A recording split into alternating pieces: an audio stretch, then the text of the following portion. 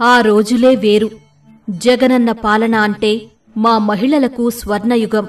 కష్టమనిపించిన ప్రతి సందర్భంలోనూ మీకు నేనున్నా అంటూ తోడుగా నిలిచిన జగనన్న కాలంలో కష్టం తెలియకుండా రోజులు గడిచేవి. పిల్లలకు ఫీజుల్లేవు, చదువులెలా అని దిక్కుతోచని స్థితిలో ఉన్నప్పుడు వస్తున్నా అక్క, మీకోసం అమ్మఒడి పథకం తెస్తున్నా అంటూ తలనిమిరి బిడ్డలను బడికి పంపిన సందర్భం నాకింకా జ్ఞాపకమే. ప్రభుత్వ స్కూళ్లంటే పాడుబడిన షెడ్లు, టాయిలెట్లు, తాగునీరు లేక పెచ్చులూడిన కొన్ని భవనాలు అనే భావనకు ముగింపు పలికి సంపన్నులు అసూయపడేలా నాడు నేడు అంటూ వాటిని మార్చేసిన స్కూళ్లకు మా పిల్లలు ఉత్సాహంగా వెళుతున్న రోజులు నాకింకా జ్ఞాపకమే.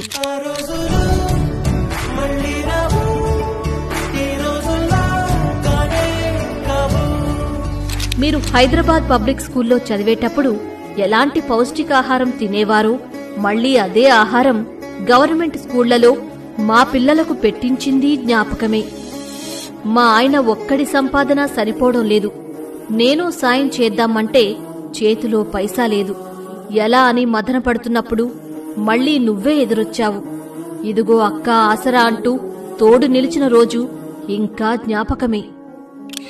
పిల్లాడికి కాలేజీ ఫీజు కట్టేదెలా, అమ్మాయి హాస్టల్ ఖర్చులు గట్టెక్కేదెలా అని ఆవేదన పడుతున్నప్పుడు నువ్వే గుమ్మం ముందు నిలిచావు.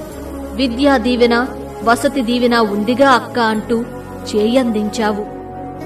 మీ ఫ్యామిలీలో రాజశేఖర్ రెడ్డి గారు డాక్టర్గా ఉన్నారు. అలాగే ప్రతి ఒక్క ఫ్యామిలీని చూసుకోవడానికి డాక్టర్ కావాలి అని ఫ్యామిలీ డాక్టర్ కాన్సెప్ట్తో రాష్ట్రంలో ఉన్న ప్రతి ఇంటికి డాక్టర్ను పంపించావు. వాలంటీర్లను ఇంటికి పంపించావు. రేషన్ బియ్యం వీధిలోకొచ్చేలా చేశావు. ఒక సొంత అన్న కూడా నీలాగా మా గురించి ఆలోచించలేదు జగనన్న. నువ్వున్నప్పుడు నీకు బదులుగా మా ఇంట్లో దిశ యాప్ తోడుగా ఉండేది. ఏ అపాయం ఎదురైనా క్షణాల్లో పోలీసులు ఎదురొచ్చి మమ్మల్ని కాపాడేవారు జగనన్న. తాగి ఇంటికొచ్చి మమ్మల్ని చిత్రహింసలు పెడుతుంటే మద్యం ధరలు పెంచి పేదలు సీసా పట్టుకోవాలంటే భయపడేలా చేసి ఎంతో మందిని తాగుడుకు దూరం చేసి కుటుంబాలను కాపాడింది నువ్వే జగనన్న.